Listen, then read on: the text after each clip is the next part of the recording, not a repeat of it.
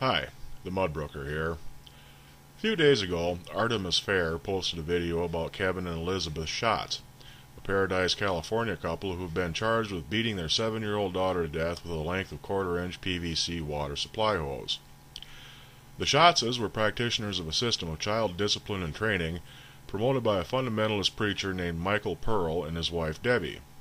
The Pearls earn somewhere around $2 million a year, selling books and doing seminars on various Christian family topics, but their biggest selling book is To Train Up a Child, an instruction manual for torturing your offspring in a biblically sound manner.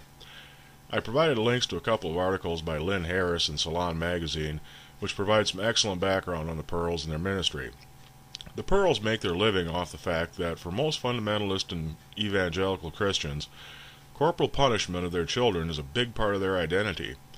It's a point of pride with these folks that rather than using timeouts and the touchy-feely positive reinforcement like in the ungodly secular world, they soundly thrash their kiddies just like God told them to. Providing an easy-to-read instruction manual with clear directions for the best way to torture your child, and with all the theological heavy lifting already done to justify it for you, has been a very lucrative business for the Pearls.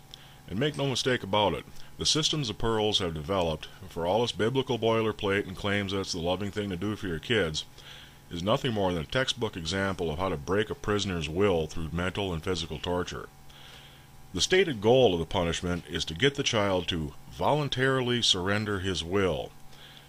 I've provided a link to the Pearls website. When you get there, click on the tab that says Child Training, then click on The Rod, and finally scroll down to In Defense of Biblical Chastisement. In Part 1, Michael Pearl gives a long-winded biblical justification for flogging your child. In the second part, he finally gets down to brass tacks about his technique. I won't go into the details, it's better just to read it for yourself. But in a nutshell, what Pearl recommends is at the first sign of rebellion and willfulness, take your child, restraining him if he resists, and whip that little heathen until he utterly submits to your will.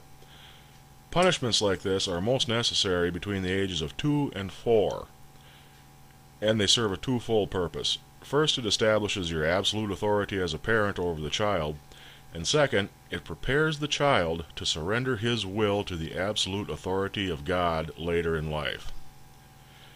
You heard me right. This slimy motherfucker and his wife are making millions of dollars a year selling books and giving seminars promoting the indoctrination of preschool children by means of physical torture. They need to be exposed to much greater and much harsher public scrutiny than what they've been getting. And that's exactly what I plan to do, and I invite you, my gentle viewers, to join with me. I propose we use what I'll call the Mel Brooks theory. This isn't verbatim, but the gist of the story is that years ago, an interviewer asked Brooks why he worked some sort of reference to the Nazis into almost all of his movies. Brooks answered that he did it because the Nazis were evil, and that by refusing to mention them out of fear or revulsion only added to their power and mystique. But by making them a laughingstock and holding them up to ridicule, that mystique is stripped away. Not only that, but the only way to truly destroy somebody is to laugh at them. And that's what I hope to do with the Pearls. To that end, I'm asking everyone out there watching this video who has a mind to do so, to make a video of their own about the Pearls. Pwn them, mock them, ridicule them, whatever it takes to bring these assholes the kind of attention they really deserve. To get you started, here's a couple of nuggets, a quick look at the articles on their website turned up. The first one comes from a book review written by Michael Pearl.